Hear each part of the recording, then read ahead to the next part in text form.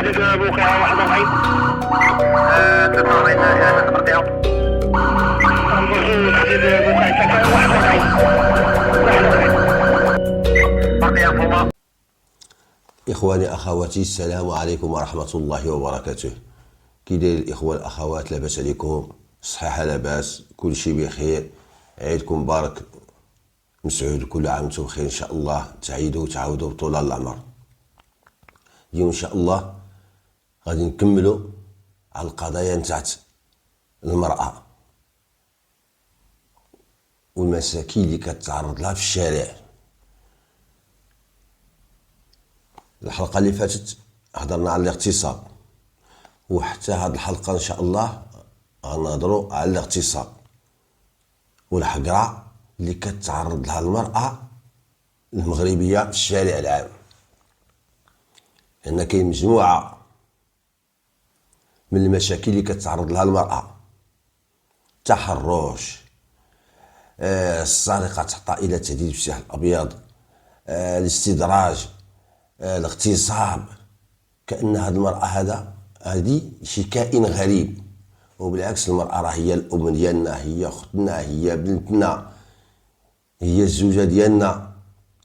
فما عرفتش أنا علاش بعض الناس أو لا بعض الرجال تيحقروا المرأة. واش يبغي هو شي واحد اللي يتحرش له بختو، ولا يستدرجها، ولا يغتصبها؟ هاد السؤال هذا واش كيحطو على نفسه قبل ما يقوم بهذا الفعل الجرمي، او لا غير كيندافع؟ فبزاف د الحوايج تتعرض لهم المرأة وعشناها. لو كان الانسان كان كيفكر غادي يعرف بان هاد الشيء هذا اللي كيدير راه ماشي هو هذاك، هو عارفه، ولكن حلال عليه وحرام على غيره. وكأن هاد المرأة هادي هي كبش. فاليوم غادي نحاول نهضر لكم على واحد السيدة كذلك في مقتبل العمر حتى هي تعرضت للاغتصاب. فبقاو معنا باش غادي نحكي لكم هاد الحكاية الغريبة وتعرفوا اش وقع وجاري بمؤسسة عمومية. واش عرفتوا سميتي هاد الإدارة هادي اللي وقعت من وراء هاد الجريمة؟ وإدارة عمومية وما كتخواش، وهي دائرة الشرطة، دائرة 12 توارقة الخلف ديالها مرصور. يعني هاد الإنسان هذا اللي دار هاد الفعلة ولا كانت بصح راه ما فهمش هاد خيي هذا كي داير. المهم كما قلت لكم القضية في 2018. انا كنت في البريغاد موبيل نتاع التدخلات التابعة للأمن العمومي المنطقة الثانية. تنبداو في 5 د العشية، مشينا كما هي العادة، خدينا سيارات الشرطة، خدينا الراديو، توجهنا للدائرة الأولى اللي هي الدائرة 12 اللي في الطريق باش ناخدو إلا كاين شي نسقو مع رئيس الدائرة لا عندهم شي خدمة. بالفعل حطينا الطوموبيل، طلعنا في دروج الدائرة، دخلنا تلقى واحد الراجل وواحد البنت وواحد الراجل في واحد الحالة ماشي هو هذاك، وغير تينقل وتيهضر بوحدو. السلام عليكم. وعليكم السلام. ودخلت عند رئيس الدائرة تنهضر معاه، قلت له واحد السيد هنا راه تيغوت ياك لاباس، وقال لي راه جا هو وبنتو دار البارح واحد المحضر في 6 د العشية، وشي حوايج راه ماشي هي هذيك كاع، وراه ما عطاتنا حتى شي معطيات صحيحة، حتى الأوصاف نتاع السيد اللي اعتدى عليها ما عطاتهاش صحيحة. قلت له اش وقع لها؟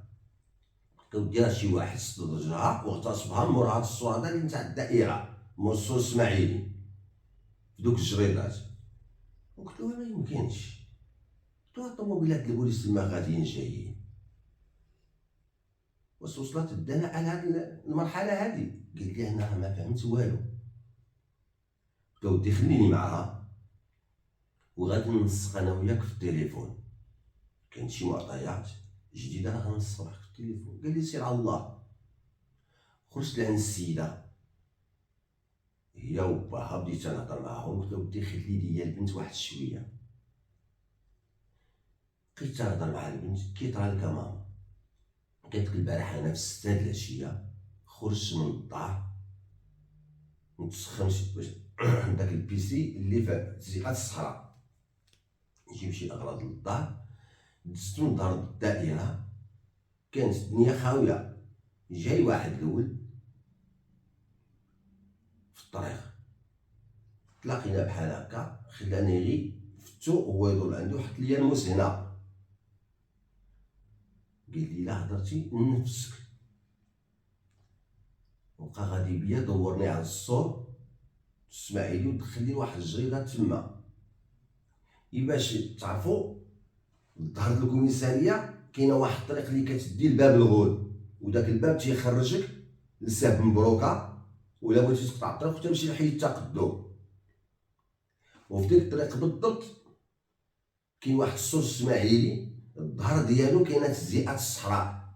ديك التزيئه فيها تزيئه وفيها الناس اللي مستغلين داك السور الاسماعيلي، فيه واحد ليسباس يديروا فيه جرادي. قالك ودخلني تما. قلت له واش عاقله على البلاصه؟ قالت لي راني عاقله. مشيت معاها بقات غاديه بيا حتى دخلتني. بالفعل الباب محلول نتاع ديك الجريده فيها واحد 2 المتر ونص على 2 المتر ونص بحال هكا. قلت لها اش كنتي لابسه؟ قالت لي كنت لابسه كيطمه نتاع الدار وفوق منها جلابه. واش ترى؟ قلت لها من بعد دخلني قال لي هزي جلابتك وحيدي الكيطمه. هبط الكيطمه ونعس لي على الارض، خلاني غير بالسليب ديالي ومارس معايا تحت الاكراه. واش فضل البكره ديالك؟ قالت لك لا ما وصلش. قلت لها الحمد لله. يوم بعد قلت لها شطرا؟ كان طلب ليا التليفون ديالي وعطيتولو. قلت لها واه طلبك التليفون وعطيتيه قلت لهم في المحضر؟ قالت لك لا. قلت لها ودي راه ماشي خدمه بنتي، راه اي حاجه اللي كتهم ليها انت حنا راه كتفيدنا في البحث. يوم بعد شطرا؟ قالت لك من بعد خرجنا شفت بحالاتي مشى بحالاتو. واش عيط لك بالليل؟ ما عيط لك. قالت لك عيط ليا في 10 د الليل. وراه هضر معاها وبدا مع بنيك هضر انا كنبغيك، انا باغي نتزوجك، انا هادي انا هادي انا هادي. مزيان. هادشي اللي معطيات عاوتاني جديده. واش قلتيها لهم جيتي من جيتي انت وبا قلتيها لهم؟ قالت لك ما قلت لهم حتى شي حاجه. قلت لها انت ما قلتي، انت ما قلتي اصلا حتى شي حاجه. انت جالسه دابا غير كتخرقي على هاد القبال هذا. وهاد المعطيات هذا راه اكيد شتي التليفون هذا اللي عيط لك به وراه هو غادي يساعدنا. وهانتي غادي تشوفي واش هاد التليفون هذا غادي يفك لنا اللغز ولا ما غيفكوش. قلت لها اجي معايا بنتي اجي. دخلتها عند رئيس الدائره. قلت له ودي راه كاين معطيات جديده ها ما كاين ها ما كاين ها ما كاين. قال لها واش شتي؟ ماشي معقول. داوها داروا لها محضر اخر اضافي على هادشي الجديد. كملات وقعات خرجات. قلت له ودابا غادي نبداو الخدمه ديالنا. التليفون عندك عامر؟ قالت لي لا خاوي. مشينا درنا واحد 10 دراهم او 20 درهم تاع التعبئه. قلت لها دابا غادي تصوني عليه وتقطعي. حيدنا مجيت الكوميساريه باش ما يوقعش الضجيج والسميعه عند الراديو. هبطنا لتحت. قلت لها دابا اتصلي به تسمعي التليفون سوناج وتصونيطات ولا 3 قطعي. قالت لي ما نهضرش معاه. قلت لها ديري داكشي اللي بديت نقول لك. بالفعل صونات عليه، صونات التليفون قطعات. قلت له دابا هو الا كان غرضو فيك هو غيصوني عليك، وإلا صوني عليك تبقاي تتحلوني عليه وقولوا له بغيت شي 100 درهم راني بحاجه واحد شي حاجه بغيت نشريها وبغيت 100 درهم من عندك. وقول له انا غادي نتصل نعاود نتصل بك. بالفعل واحد شويه هو يعيط لها كتهضر معاه وانا حاط ودني على التليفون كنسمع، لا عليها بخير وكذا وهادي، وكانت كيتحنون عليها، كانت حتى هي كتحنون عليه. قلت له ودي راني بحاجه معاسه لواحد 100 درهم الا عندك، بغيت نقضي بها شي غرض. قال لها قطعي انا غادي نعيط لك. قطعت، قالت لي راه قال لي غادي نعيط لك. قلت لها دابا راه ما عندوش، غادي يمشي يجيب لك 100 درهم كوني على اليقين تام، ولكن لا عيط لك ديري معاه 7 و4. شحال هادي؟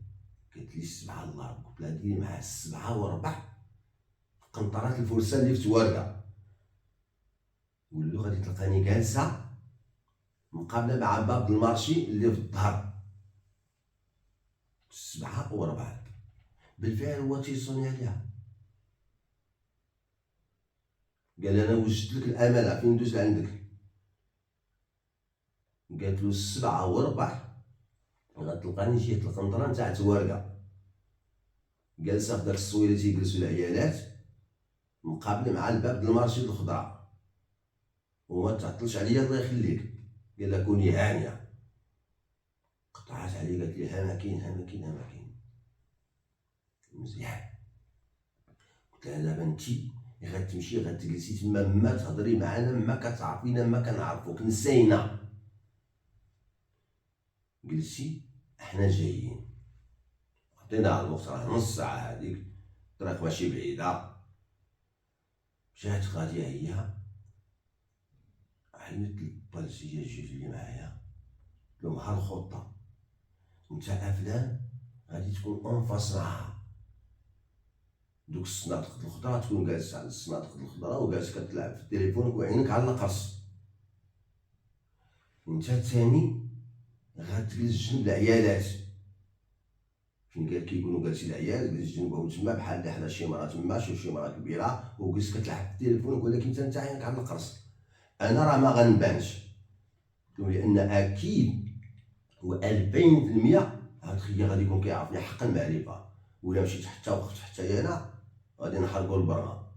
انا غادي نمشي بطوموبيلتي شيفي، وغادي نشوفكم كلكم في الظهر نتاع المسجد الجامع اللي كاين في توارقه، قابط كلشي وانا راكب في طوموبيلتي وعلى القرص. بالفعل الخطه قديناها، ديت طوموبيلتي، وصلنا قربنا الجهات اولا القنطره نتاع الفرسان، هبطتهم كل واحد مشى بلاصتو، قبض بلاصتو، درت انا ومشيت للظهر نتاع الجامع نتاع توارقه، بديت جالس في طوموبيلتي وجالسين تنشوف كلشي حاط على القرص. وفوق ما تيبان لي شي واحد جاي على رجلي، تنقول هذاك تيقرب تيدوز ما كاين والو، تنقول له عليك لا ما الغيبان. الاول الثاني الثالث 7 وثلث كتبان واحد الطاكسي زرقاء بشي طاكسي طالعه، كتوقف حدا البنت، كان راكب هو القدام وقفات حتى البنت، هبط تيسلم عليها وعنده الدنيا هانيه، والله ما تقول غير عنده معها شي علاقه قديمه. هبط تيسلم عليها، تيضحك معها، تتبتسم ليه هي، قال لها ركبي معايا. ما انا قلت لها داكشي اللي قال لك ديريه.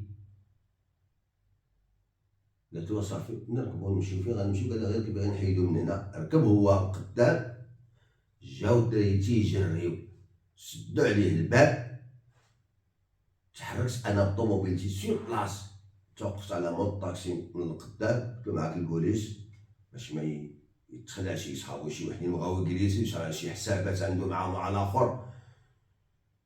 هبط وقفت تنشوف فيه وتنضحك. هبطوه من الطاكسي، من طوه قال لي عمي الحاج. قلت لكم ما غيكون كيعرفني؟ قال من عمك؟ والله يستني تنكون عمك. تسلقوت قال عمك. قلت له خلص من الطاكسي، جبد الفلوس من الجيب اللوراني، خلص من الطاكسي. هبطات البنت مسكينه، ركبناها في الطوموبيله ديالنا سيفير، ركبنا صاحبنا، مشينا للدائره، هبطناهم الدائرة حالة كتحل ديك أيام الدائرة حتى 12 الليل. دخلنا واحد البيرو كنهضرو، قلت لها واسيري يا ماما قالتي بوحدك ليه، دابا هنا ما خصنيش ندخل له واش درتي. إلا قلت له اش درتي يقول لك ما عمرني درت شي حاجة، أنا هاد السيدة صاحبتي وهادي وهادي وهادي وغادي نمشي فواحد المجرى آخر. قلت له بغيت غير نسقسيك الله يرحم لك الوالدين، أسماك الله؟ قال لي فلان. قلت له دخلت عليك بالله، على قلة البنات أصاحبي، وراه بلات عطا الله، واخرج غير بالليل سيدي كاباري أرام ما تلقى. قلت له هاد الدريويش أصاحبي هادي غير دريويشة غير بكما. قال لي عمي الحاج ما عندي ما نقول لك، اش غادي نقول لك، أنا كنت واكل قاقة. قلت له كيفاش قاقة؟ قال لي كنت واكل الكينة. هي منين كليتي الكينة اش طرا؟ قال لك وكنت دايز الطريق نتاع باب الغول بانت ليا، حطيت عليها جنوية، يوم بعد اش طرا؟ قال لك ودخلتها ما بين داك السور نتاع الزيعة الصحراء لواحد الجريدة تما، دخلت تما ودرت داكشي اللي ما خصوش يدار. قلت له صافي هادشي اللي قادر عليه. قام تما مشيت عند رئيس الدائرة، قلت له السيدة راه ما كذباتش، السيدة راه قالت الحقيقة المطلقة، هي ما تعاوناتش معاكم، ما عطاتكم لا تليفون نتاعو، ما قالت لكم لا اتصل بيا باش تعاونكم، ولكن داكشي اللي قالت في المحضر الاول بالحرف صحيح.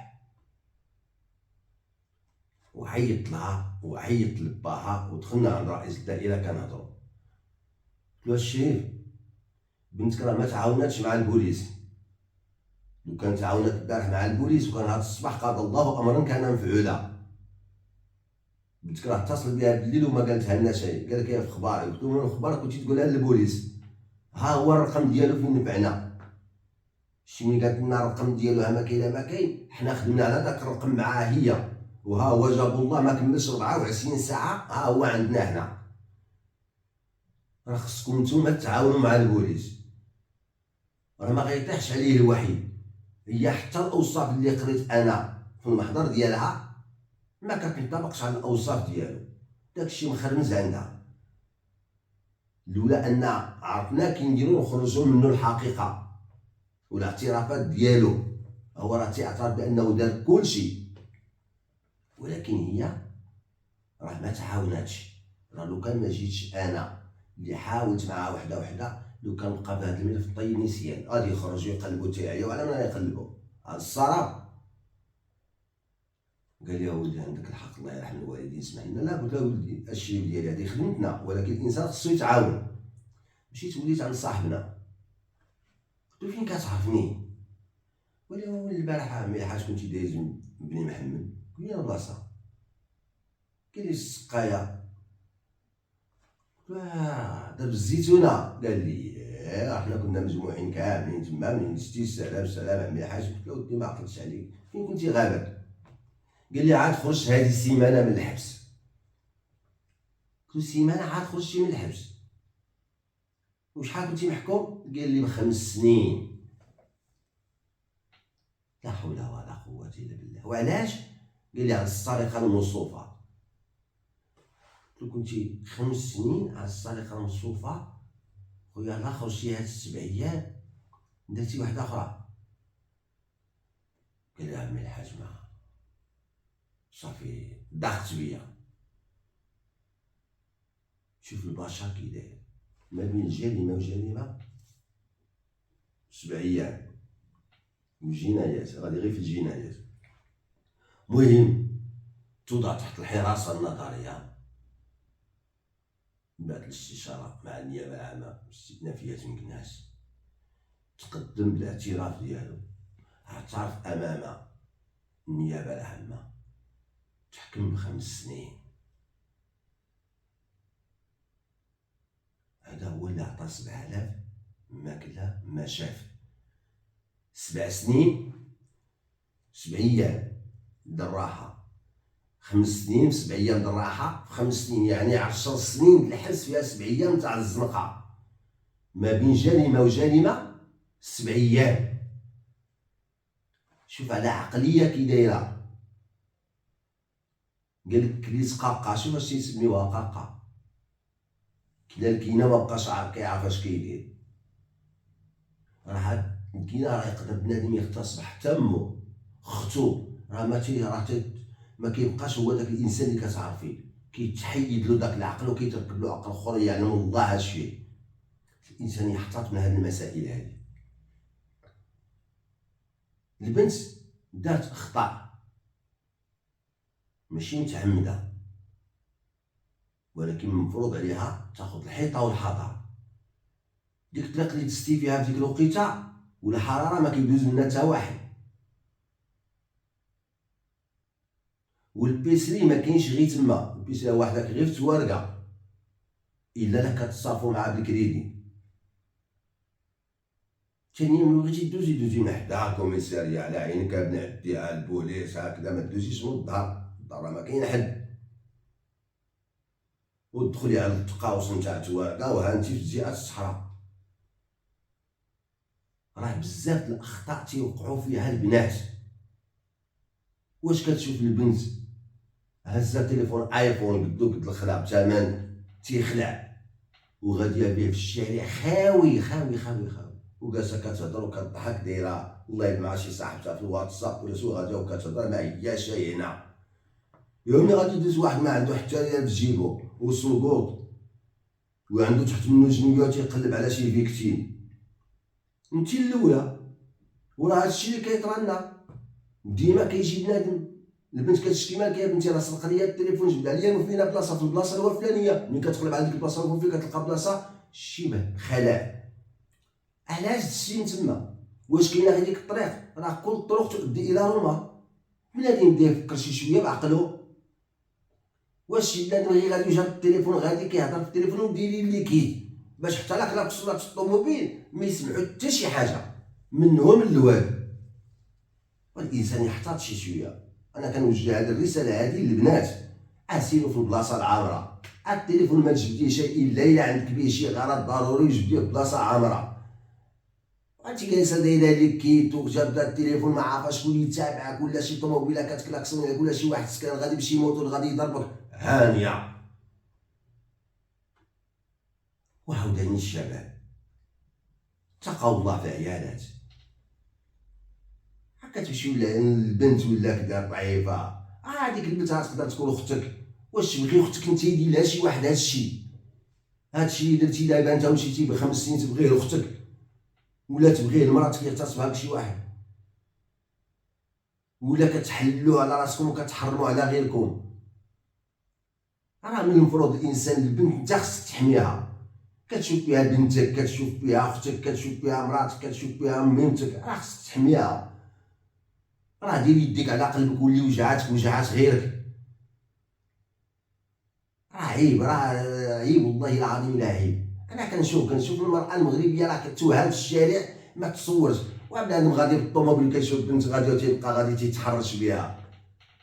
واش مازال دخلت عليكم بالله شي واحد تيتحرش؟ وكنقولوا علاش الغرب تيضحك علينا؟ لان ما عندناش العقل، كنفكروا بحوايج اخرى. وحنا اللي خلينا هذا الغرب يضحك علينا واخد الاخلاق ديالنا، الاخلاق الاسلاميه خداها وتيطبقها، وحنا اللي الاسلام ديالنا مربينا على هذه الاخلاق هذه ما كنديروهاش. راه انما الامم الاخلاق ما بقيت، فانهم ذهبت اخلاقهم ذهبوا. تنودعكم على امل اللقاء بكم في قضيه وقصه جديده، والسلام عليكم ورحمه الله وبركاته.